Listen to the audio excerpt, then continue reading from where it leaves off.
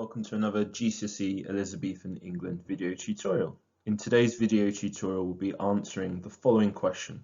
What dangers did Mary Queen of Scots bring to Elizabeth's rule in England? Hopefully by the end of this video you'll be able to achieve these three objectives.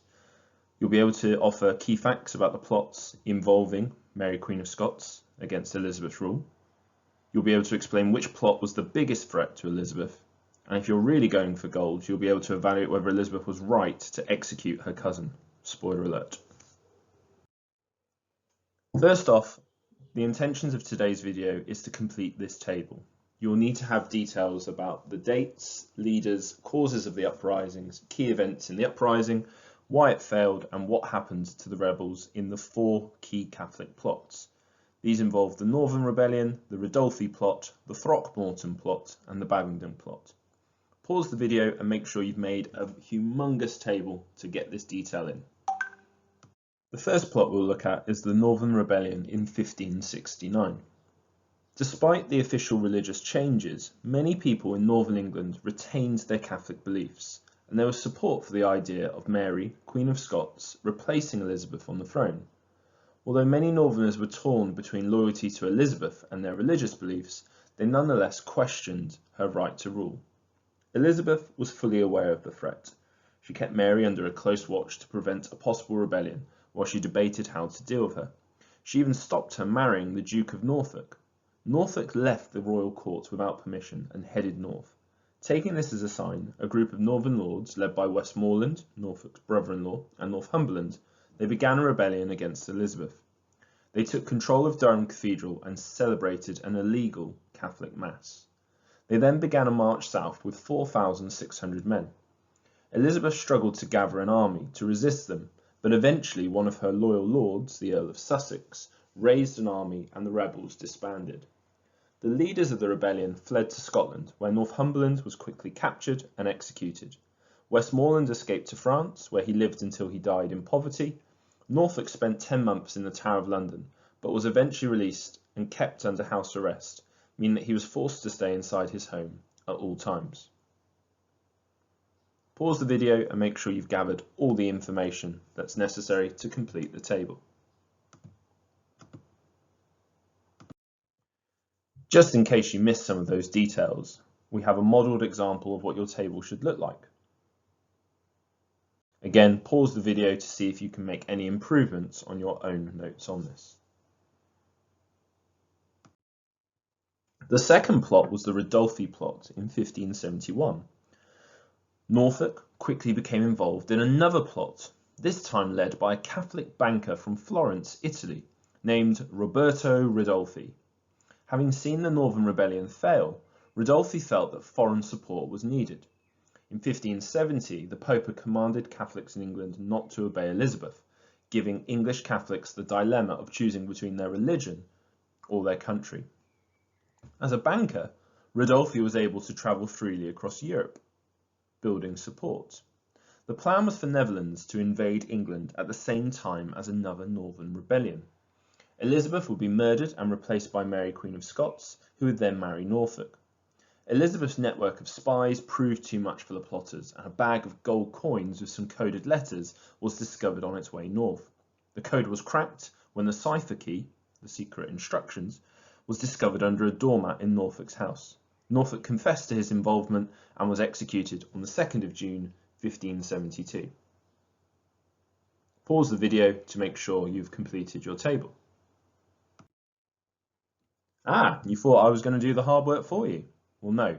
Make sure your notes are fully done with your own ability. I know you can do it. The third plot was the Throckmorton Plot in 1583. In 1583, a plan was hatched for a French Catholic force backed by Spanish and papal money, the Pope, to invade England. Again, Mary Queen of Scots was central to the scheme. Mary was to be freed from house arrest, and there was to be a Catholic uprising involving the Jesuits, seminary priests, and English Catholic population.